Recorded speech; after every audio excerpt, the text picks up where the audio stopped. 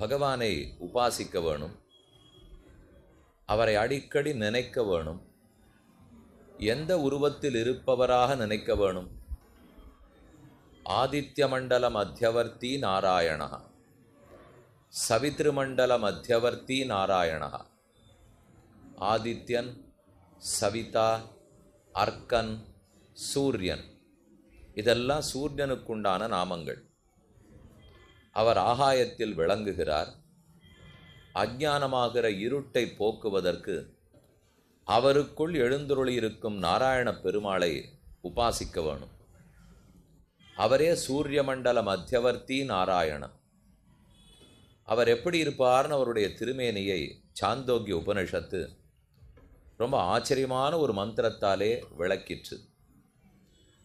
ஏஷோந்தராதித்யே ஹிரண்மய புருஷோ திருஷ்யதே ஹிரண்யஸ்மஸ்ருஹு ஹிரண்யகேசா ஆப்ரணகாத்து சர்வயேவ சுவர்ணா. அவருடைய திருமுடியிலிருந்து திரு நகம் வரை அனைத்தும் ஸ்வர்ணமயமாக உள்ளது. பாரூபா, மஞ்சள் ஸ்வர்ண ஒளியோடே கூடியிருக்கிறார்.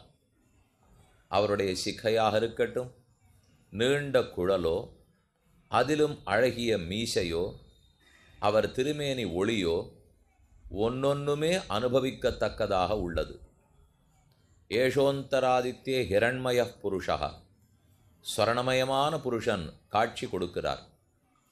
ஆழ்வார் பாசுரத்தில் கூறிய போது, நிறைந்த சோதி வெள்ளம் சூழ்ந்த நீண்ட பொன்மேனியோடும் நிறைந்தென்னுள்ளே நின்னொழிந்தான் நேமியம் கையுளதே என்று சாதிக்கிறார்.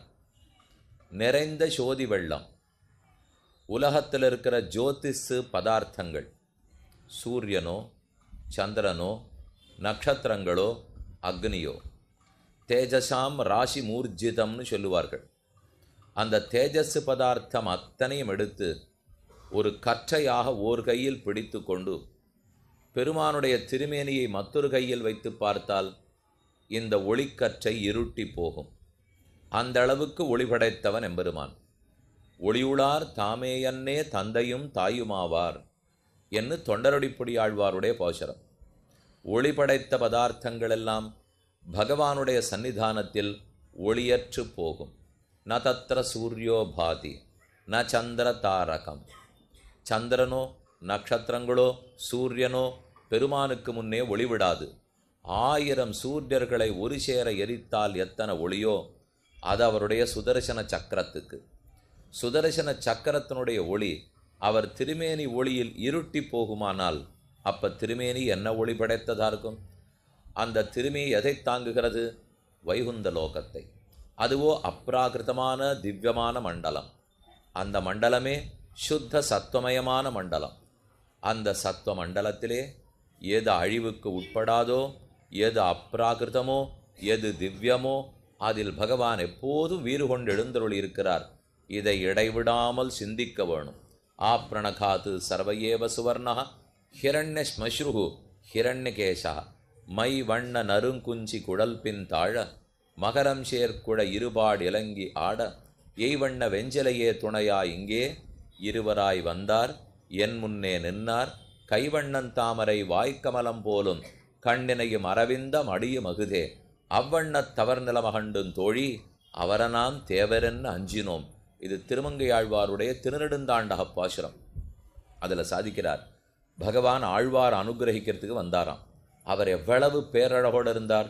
மைவண்ண நறுங்குஞ்சி குழல் பின் தாழ. யசோத கண்ணனுக்கு தலவாரி பின்னி விடச்சே ஒரு பாதி குழலை கீழே தள்ளியிருப்பலாம், மீதி பாதி குழலை மேலே தூக்கி அப்படி முடிச்சு போட்டு வச்சிருப்பலாம். அதான் மைவண்ண நறுங்குஞ்சி குழல் பின் தாழ மகரம் சேர்க்குழ இருபாடு இலங்கி ஆட. பெருமான் காதுகளில் சாத்தின்னு இருக்கிற குண்டலம் அது ஒன்றுக்கொன்று மஞ்சளாக வீசுறது, நீளமாக வீசுறது, ஷகப்பாக வீசுறது. அது வீசி வீசி பெருமானுடைய முக அழகை நமக்கு காட்டுமா.